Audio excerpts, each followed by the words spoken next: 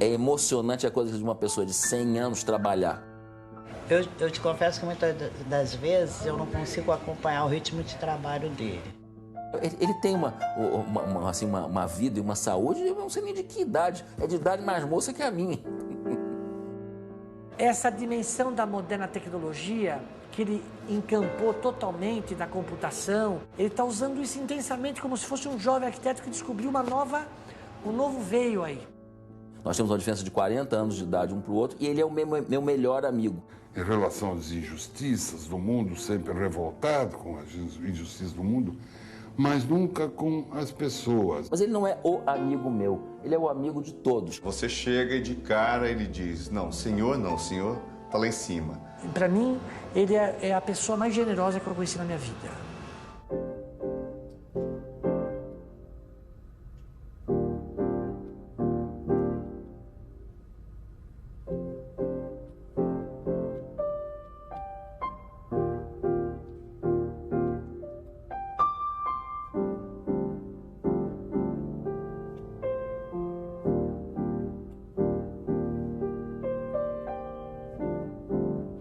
Porque o escritório do Oscar Niemeyer, 24 horas no ar. É um lugar de muito prazer, de trabalho, de conversa, quer dizer, é o prolongamento da casa dele. O escritório dele não o escritório dele é ele. É um clima bem familiar, né? E ele deixa a gente à vontade, muito amigos, todos nós. Ele fica dentro da sala dele, ele fica escutando se alguém está chegando lá, não estão deixando entrar, ele entra. Ele escuta quando alguém está no telefone, estão dizendo, não sei o quê, não, só tem agenda para daquele, mas quem é? Ele é muito ligado, sim. Ele está sempre procurando ajudar qualquer um. A pessoa chega, doutor Oscar, eu preciso de uma ajuda para fazer isso. Ele vai e faz. Como ajudou, todos os funcionários aqui sempre foram muito ajudados por ele. Uma casa no morro, na favela, no Vidigal. Ele desenhou e custeou, né? Quer dizer, ele pagou a construção, pagou toda a obra.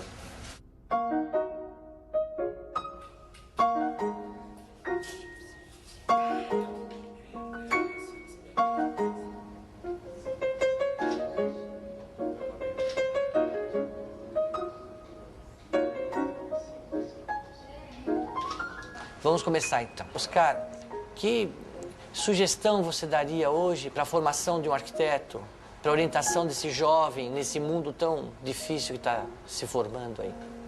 Eu sempre digo, insisto muito, que eu acho que é o ensino da arquitetura de qualquer outra escola superior devia ser seguido de conversas paralelas, de literatura, de ciências sociais, de letras, filosofia, não para criar transformar o arquiteto no intelectual, mas um homem familiarizado com a vida, compreende como é que vai agir nesse mundo tão perverso que o espera. Eu comecei lá na Fundação Oscar Niemeyer, comecei lá como office boy, né? Depois apareceu a oportunidade de eu vir para cá. Estou fazendo arquitetura, estou no 6º período. É um prazer, né? Estar do lado do mestre. Eu costumo falar com meus colegas que a faculdade é só um complemento, né? Que a arquitetura mesmo eu estou aprendendo é aqui do lado dele. Eu tenho um trato com ele assim que por mês ele dá um livro para mim ler. Ele fala que todo arquiteto tem que saber ler, tem que se interessar pela leitura, né? Que antigamente eu só lia jornal, revista, né? E agora eu estou tendo o privilégio de estar lendo sempre um livro. De modo que eu acho que a leitura é o principal.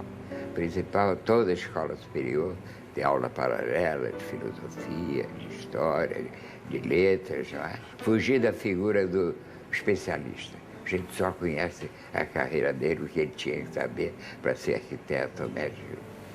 E até nesse mundo confuso que nós vivemos, cheio de ameaças, isso é mais importante. Eu vejo, por exemplo, quando o cubano vem aqui, eles todos são bem informados sobre a vida, sobre a pátria, sobre Cuba, sobre os ameaças de Cuba. Eles são progressistas, eles estão dentro da realidade. Se eles vierem um médico trabalhar aqui no Brasil, um médico cubano, ele vai exercer com muita competência a carreira dele. Mas ele também vai conversar sobre a vida. E nós vivemos no Brasil num momento em que isso é muito importante. Quando o Fidel Castro veio aqui, eu já trabalhava aqui, né? Nós tivemos aqui umas 50 pessoas, 50 amigos que vieram conhecer o Fidel, conversar um pouco com ele, foi por ocasião da época 92. Engraçado que quando ele saiu já daqui, era uma meia-noite e pouco. Foi engraçado que o elevador o social enguiçou. Então, ele teve que descer pelo elevador de serviço. E eu sei que teve algum problema que ele teve que passar dentro da casa do vizinho aqui embaixo. E teve que bater para poder ter acesso ao elevador de serviço. E aí falaram, quem é que está batendo? Aí falaram do lado de fora, Fidel Castro. Pô, o pessoal dentro deve ter, não entendeu nada, né? Ele tá de sacanagem, quando viu era ele. O prédio todo, acenderam as luzes e aplaudiam ele pela janela, foi uma coisa assim, fora de sério. E eu fiquei muito surpreso, porque eu achava que o único comunista do prédio era o Oscar. Pelo jeito não, né? Pelo jeito não.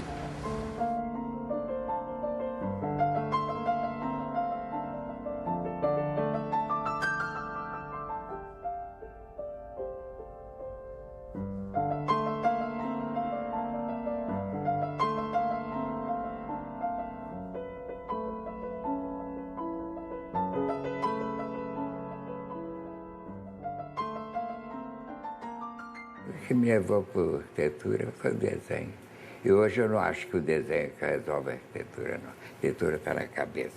Sou capaz de fazer um projeto sentado aqui, pensando, passando 2 dias, pensando o terreno, como é que fica, distribuição e tal. Quando o senhor desenha, o senhor já tem o projeto pronto na cabeça? Não, o desenho às vezes leva à solução. Mas, em geral, é a ideia de ficar pensando. Ver o projeto. Porque pensando, você imagina tudo, né? Não tem limite.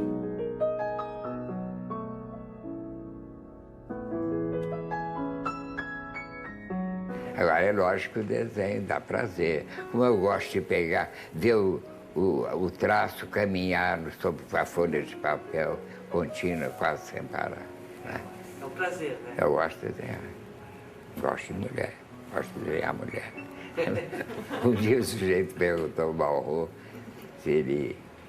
o que ele pensava dessa influência assim, para fazer as coisas. Ele disse que ele tinha um museu interior, né? Onde ele guardava tudo que ele viu e amou na vida. Né?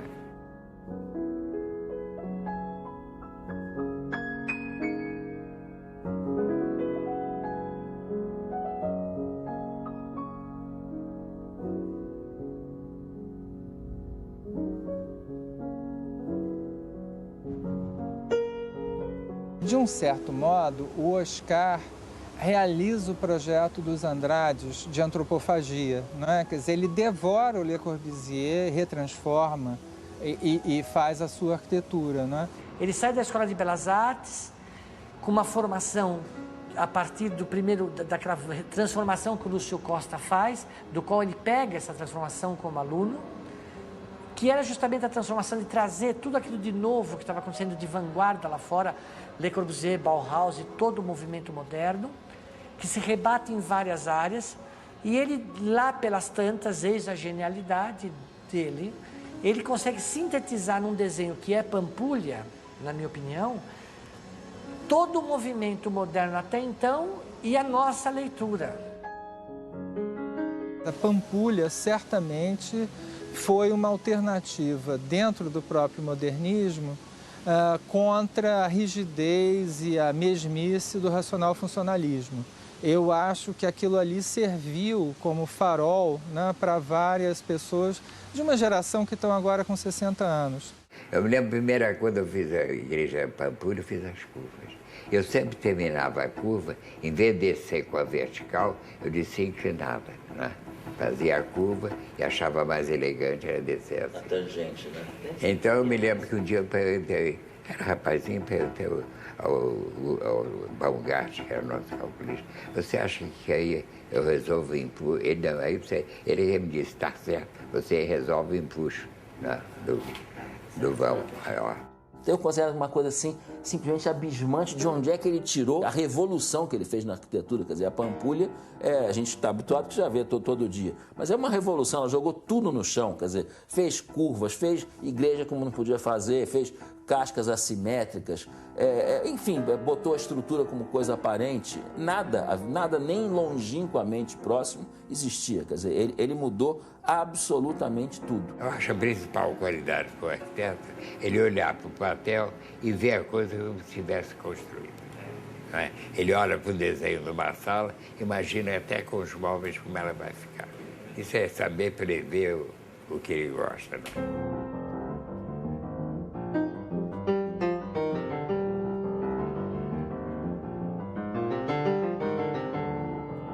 Essa casa de certo modo não, ela é uma revisita a um dos temas clássicos da arquitetura moderna, que é a casa de vidro. E nela, Oscar consegue resolver dois grandes inconvenientes da casa de vidro de um modo, acho que assim, muito simples e muito bom. Nessa casa, o Oscar faz a sala transparente, mas os quartos estão quase como numa gruta, protegidos. Então ele te dá essas duas possibilidades, assim também como a sala de estar, ela está recuada numa curva, né? Então ele dá essa noção de transparência, mas também uma noção de reclusão, que é muito interessante. Quando eu fiz a minha casa da Charuto, eu não mexi no terreno. Eu adaptei, botei os quartos embaixo, em cima. Por isso que eu acho que eu devia ser tombado um prédio, mas tombado também um espaço que ele requer sem nada, como espaço livre. Ela é claramente uma afirmação do homem, uma afirmação da geometria, do trabalho do homem, mas ela tem um diálogo, não é? Através das formas, através da implantação, profundo, né? Um diálogo muito mais estrutural do que pura e simplesmente um mimetismo. E uma casa, cada um pensa tão diferente. Né? Você tem que pensar no que o sujeito gosta, como é que ele vive, não é? Eu posso fazer uma casa de tijolo, com janela, com telhado. É moderno. O Alvaralto uma vez disse uma coisa luz. Não existe arquitetura antiga nem moderna. Existe boa e má arquitetura. E é exato. O importante é a arquitetura, é invenção. O importante é procurar uma coisa que crie surpresa. E tu olha e fica espantado. Não é? Mas quando a gente pode inventar qualquer coisa fora do programa, aí é mais arquitetura.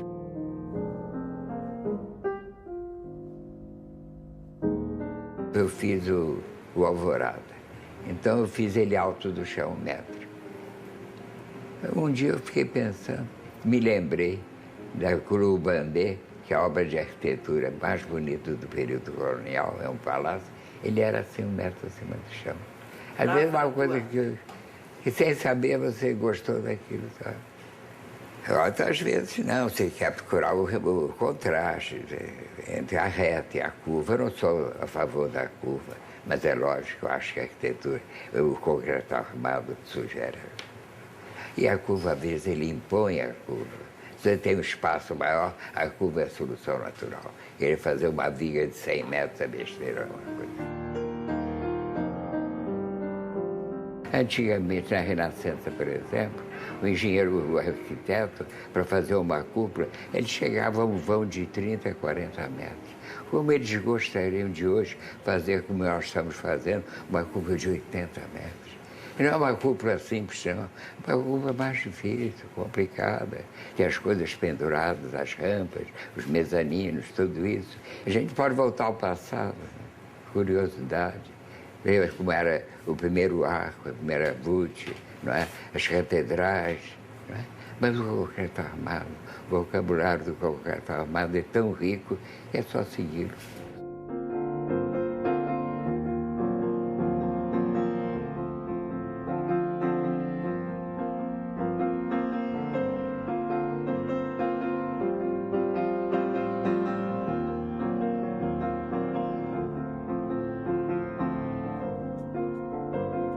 Eu fico abismado do senso artístico do Oscar é tão forte que ele tem uma intuição que as dimensões e soluções que ele imagina, dificilmente eu tenho que propor algum tipo de modificação. Acho que 90% dos casos eu apenas vou lá e digo amém, tá bom.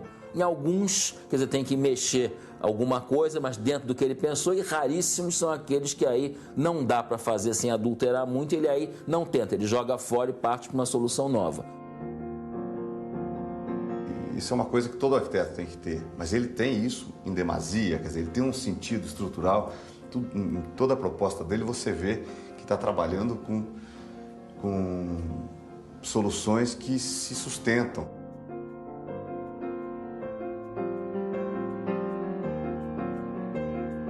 O Darcy Ribeiro dizia uma coisa interessante também, algum projeto que o Oscar fez na época, eu não me lembro o que era.